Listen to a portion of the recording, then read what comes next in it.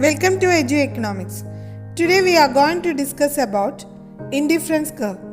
The indifference curve is a geometrical device that has been used to replace the neoclassical cardinal utility concept. Higgs presented its comprehensive version in his Value and Capital in 1939 and its major revision in his A Revision of Demand Theory in 1956. The fundamental approach of indifference curve analysis is that it has abandoned the concept of cardinal utility and instead has adapted the concept of ordinal utility. The ordinal utility implies that the consumer is capable of simply comparing the different levels of satisfaction. We will see what is an indifference curve.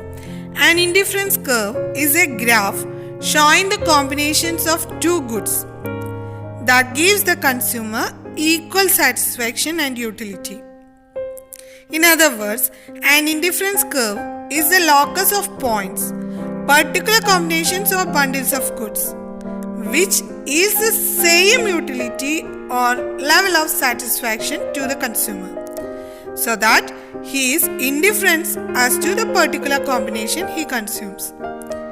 That means all the combinations of the goods lying on a consumer's indifference curve are equally desirable to or equally preferred by him. We will see what are the properties of indifference curves. The first one is that indifference curves slope downward to the right. The indifference curves slope downward to the right. This property implies that an indifference curve has a negative slope. This means that when the amount of one good in the combination is increased, the amount of other good is reduced. Another important property of indifference curve is that they are usually convex to the origin. This property of indifference curve is based on the marginal rate of substitution of x for y diminishes as more and more of x is substituted for y. Another important property of indifference curve is that they are usually convex to the origin. This property of indifference curve, based on the marginal rate of substitution of x for y, diminishes as more and more of x is substituted for y. Only a convex indifference curve can mean a diminishing marginal rate of substitution of x for y. Another important property of indifference curve is that they cannot intersect each other. That means only one indifference curve will pass through a point in the indifference map. The next one is indifference curves are not necessarily parallel to each other. That means though the indifference curves are falling, negatively inclined to right, yet the rate of fall will not be the same for all indifference curves. The rate of fall will not be the same for all indifference curves.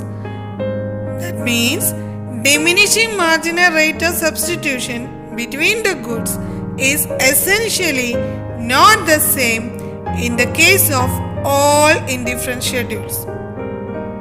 Property of indifference curve is that a higher indifference curve represents higher level of satisfaction than the lower indifference curve. That means a combination on a higher indifference curve will give the consumer more satisfaction than the combination on a lower indifference.